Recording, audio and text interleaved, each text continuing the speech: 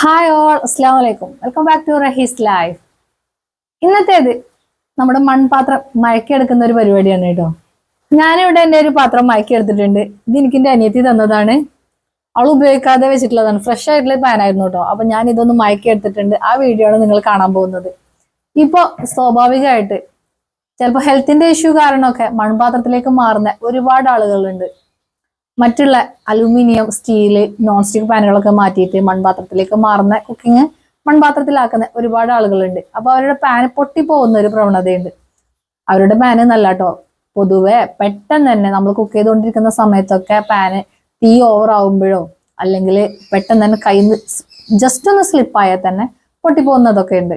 അല്ലെങ്കിൽ ചൂട് കൂടിയിട്ട് അടുപ്പത്ത് തന്നെ ചൂട് കൂടുതലായിട്ട് നമ്മൾ പാനും ജസ്റ്റ് ഒന്ന് ചൂടാക്കുമ്പോൾ തന്നെ വിണ്ട് കീറുക, അങ്ങനത്തെ പരിപാടികളൊക്കെ ഉണ്ട് കേട്ടോ. മൺപാത്രം പെട്ടെന്ന് കംപ്ലൈന്റ് ആയി പോകും.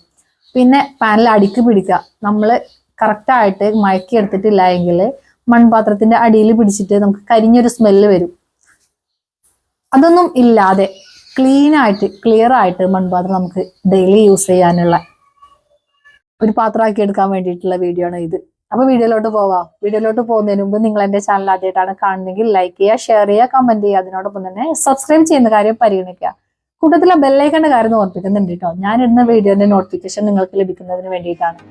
കുമിളകൾ ഇങ്ങനെ വന്നുകൊണ്ടേ ഇരിക്കുന്നുണ്ട്. ചൂടുള്ള കഞ്ഞിവെള്ളം തന്നെയാണ് ഞാൻ ഇതിലേക്ക് വെച്ചു കൊടുക്കുന്നത്. പുളിയാണ് സാധാരണ നമ്മൾ കറിക്കൊക്കെ ഉപയോഗിക്കുന്ന വളംപുളിയില്ലേ, ആ വളംപുളി ചെറിയ രീതിയിൽ ഇങ്ങനെ തിളച്ചുകൊണ്ടേ ഇരിക്കുന്നുണ്ട്. അപ്പൊ ഇങ്ങനെ തന്നെയാണ് കേട്ടോ തിളക്കേണ്ടത്. ഇതുപോലെയുള്ള സോഫ്റ്റ് സ്ക്രബ്ബറിന്റെ ഈ സോഫ്റ്റ് വശം ഉപയോഗിച്ചിട്ടാണ് ഞാൻ ഇതൊന്ന് കഴുകിയെടുക്കുന്നത്.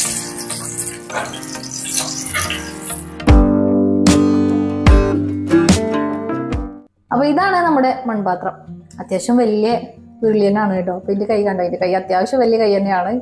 അപ്പൊ ഇതൊരു ഇങ്ങനെ വെച്ചിട്ട് ഇതിന്റെ പകുതിയും കൂടെ ഉണ്ട്. അപ്പൊ ഇത്രയും വലിയ ചട്ടി തന്നെയാണ് കേട്ടോ. അപ്പൊ ഇതെങ്ങനെ മയക്കിയെടുക്കാന്നുള്ളതാണ് കാണിക്കുന്നത്. അപ്പൊ ഇതുപോലെ ഒരു വലിയൊരു പാത്രമാണ് ഇപ്പൊ ഞാൻ എടുത്തിട്ടുള്ളത്. ഇതിൽ വെള്ളം എടുത്തിട്ടുണ്ട് കേട്ടോ. സാധാരണ നോർമൽ വെള്ളമാണ്. അപ്പൊ ഒരുപാട് ഡ്രൈ ആയിട്ടായിരിക്കും നമ്മുടെ മൺപാത്രമൊക്കെ നമുക്ക് കിട്ടുന്നത്. അപ്പൊ ഈ വെള്ളത്തിൽ ഇത് മുങ്ങി കിടക്കുന്നത് വരെ ഉള്ള വെള്ളം ഇതിലേക്ക് ഒഴിച്ചു കൊടുക്കുക. ഒരു ദിവസം ഫുള്ളായിട്ട്. ഇപ്പൊ രാത്രി ഒരു 8 മണിക്കാണ് ഇപ്പൊ ഞാൻ ചെയ്ത് വെക്കുന്നത്. ഇതിപ്പോ നാളെ രാവിലെ 8 മണിക്ക് ഞാൻ ഇത് എടുക്കുള്ളൂ കേട്ടോ. കുറച്ചും കൂടെ വെള്ളം ഒഴിക്കണം, കാരണം ഇത് മുങ്ങിയിരിക്കുന്നില്ല, അത്രയും വലിയ പാത്രം ആയതുകൊണ്ട്.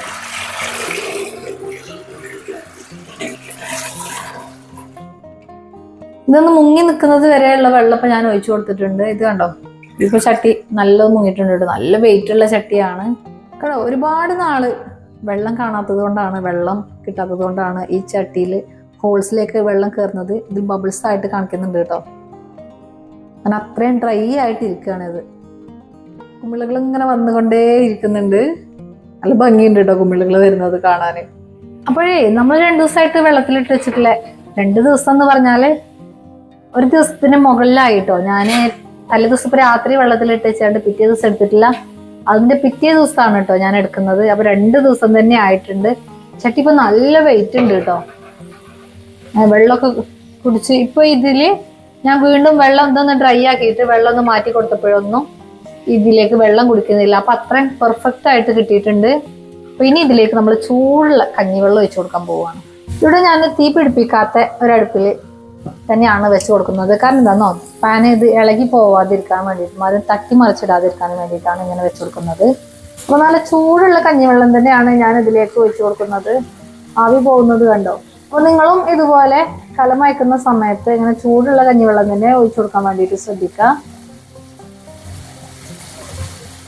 അപ്പൊ ഒരു ദിവസം വെച്ച് പുളിച്ചെടുത്തിട്ടുള്ള കഞ്ഞിവെള്ളമൊക്കെ ഇപ്പൊ പുളിച്ചിട്ടുണ്ട് കേട്ടോ. അപ്പൊ ഒരു ദിവസം മൊത്തമാണ് ഇപ്പൊ ഞാൻ കഞ്ഞിവെള്ളത്തിൽ ഒഴിച്ചു കൊടുത്തിട്ടുള്ളത്. ഇന്നലെ ഒഴിച്ചു കൊടുത്തു, ഇപ്പൊ ഇന്നാണ് എടുക്കുന്നത്. അപ്പൊ 3 ദിവസമായിട്ട് ഇപ്പൊ തുടങ്ങിയിട്ട് ഒരു ദിവസം വെള്ളം ഒഴിച്ചു കൊടുത്തു, ഒരു ദിവസം അങ്ങനെ കഞ്ഞിവെള്ളം ഒഴിച്ചു കൊടുത്തു. അപ്പൊ ഇനി കഞ്ഞിവെള്ളം കഴുകി കളഞ്ഞിട്ടൊന്ന് ക്ലീൻ ആക്കി എടുക്കാം.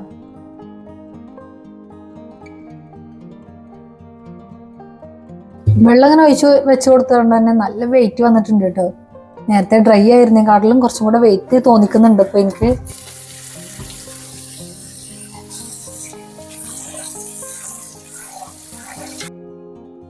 ഇനി ഞാൻ ഇതൊന്ന് ഡ്രൈ ആക്കി എടുക്കുന്നുണ്ട്. ഡ്രൈ ആക്കേണ്ട കാര്യമൊന്നുമില്ല, ജസ്റ്റ് ഒന്ന് ഉണങ്ങാൻ വിട്ടാൽ മതി. പെട്ടെന്ന് ചെയ്യാൻ വേണ്ടിയിട്ട് മാത്രമാണ് ഞാനിപ്പോൾ ഇതൊന്ന് ഡ്രൈ ആക്കിയിട്ട് എടുക്കുന്നത്. ജസ്റ്റ് വെള്ളം കൂടുതലുള്ള വെള്ളം ഒന്ന് തുടച്ചു കൊടുത്തിട്ടേ ഉള്ളൂ കേട്ടോ. ഒരു റൗണ്ട് വെച്ച് കൊടുത്തിട്ടുണ്ട്, ഇത് ഇളകി പോവാതിരിക്കാൻ വേണ്ടിയിട്ട്.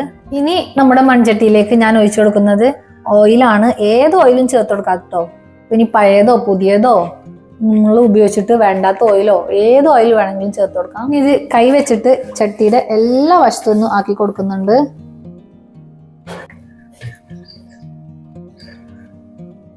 പിന്നെ ഞാൻ ഇതിലേക്ക് വെച്ച് കൊടുക്കുന്നത് പുളിയാണ്. സാധാരണ നമ്മൾ കറിക്കൊക്കെ ഉപയോഗിക്കുന്ന വാളൻപുളി ഇല്ലേ, ആ വാളൻപുളിയാണ്.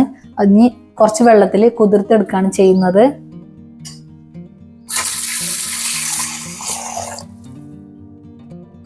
കുറച്ച് വെള്ളം ഒഴിച്ച് കൊടുത്തിട്ടുണ്ട് കേട്ടോ. അപ്പൊ ഇനി ഇതിലേക്ക് കഞ്ഞിവെള്ളമാണ് ചേർത്ത് കൊടുക്കുന്നത്. ഇത് നിറയെ കഞ്ഞിവെള്ളം ചേർത്തിട്ട് ഈ പുളിവെള്ളം ഇതിൽ ഒഴിച്ചിട്ട് തിളപ്പിച്ചെടുക്കുകയാണ് ചെയ്യുന്നത്. കഞ്ഞിവെള്ളം ഇതിലേക്ക് നിറയെ ഒഴിച്ചു കൊടുക്കുന്നുണ്ട്.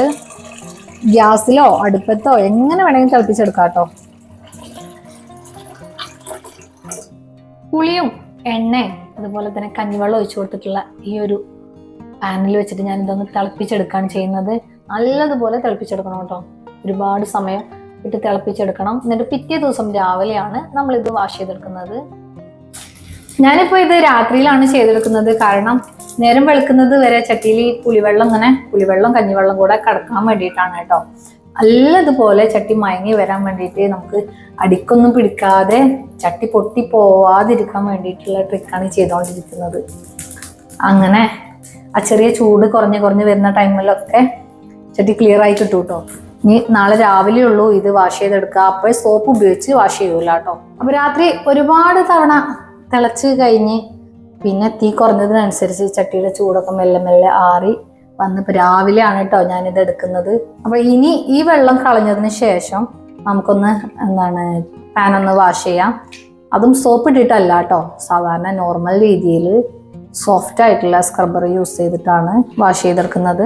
ഇപ്പൊ ഞാൻ വെള്ളം ഒന്ന് കളഞ്ഞെടുത്തിട്ടുണ്ട്. ഇനി ഇതുപോലെയുള്ള സോഫ്റ്റ് സ്ക്രബ്ബറിന്റെ ഈ സോഫ്റ്റ് വശം ഉപയോഗിച്ചിട്ടാണ് ഞാൻ ഇതൊന്ന് കഴുകിയെടുക്കുന്നത്.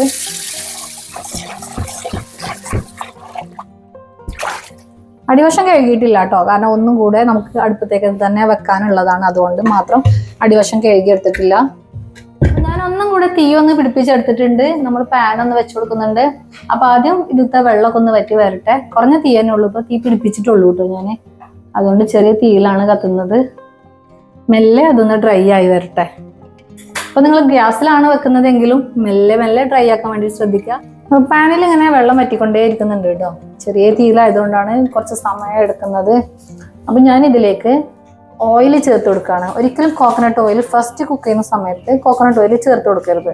അതുപോലെ തന്നെ നമ്മളിങ്ങനെ പാൻ ഇങ്ങനെ മയക്കെടുക്കുന്ന സമയത്തും ഏതെണ്ണ വേണമെങ്കിലും ചേർത്ത് കൊടുക്കാം കേട്ടോ. നല്ലെണ്ണയോ സൺഫ്ലവർ ഓയിലോ കോക്കനട്ട് ഓയിലോ ഒഴിച്ചിട്ട് എള്ളെണ്ണയോ എന്ത് വേണമെങ്കിലും ചേർത്ത് കൊടുക്കാം. അപ്പൊ ഞാനിപ്പോൾ ഇതിലേക്ക് ചേർത്ത് കൊടുക്കുന്നത് സൺഫ്ലവർ ഓയിലാണ്. ഞാൻ എടുത്തിട്ടുള്ളത് ഒരു സവാളയാണ്.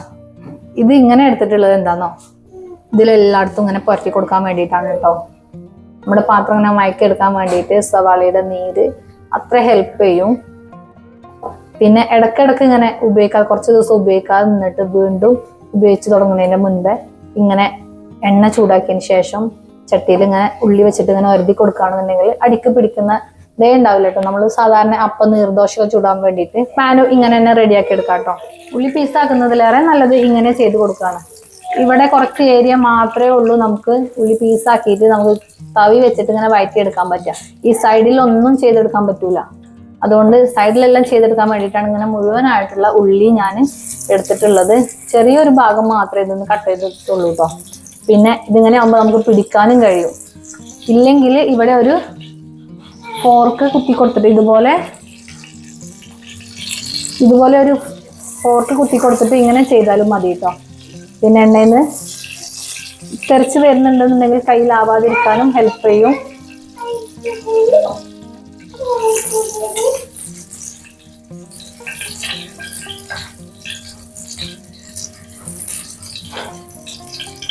ഒരു 10 മിനിറ്റെങ്കിലും ഇങ്ങനെ ചെയ്തെടുക്കാം കേട്ടോ.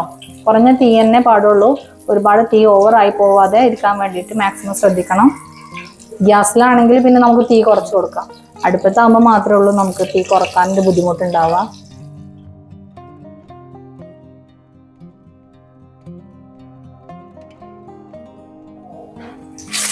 ഏകദേശം 10 മിനിറ്റ് ആയിട്ടുണ്ട് കേട്ടോ. അപ്പൊ ഞാനിത് ഇങ്ങനെ പ്രസ് ചെയ്ത് ഇതായിക്കൊണ്ടിരിക്കാൻ തുടങ്ങിയിട്ട്. കാരണം എന്താണോ, അപ്പൊ ഉള്ളിയൊക്കെ കരിഞ്ഞു പോയി, കരിഞ്ഞല്ല ഒന്ന് ഡ്രൈ ആയി വരുന്നുണ്ട്.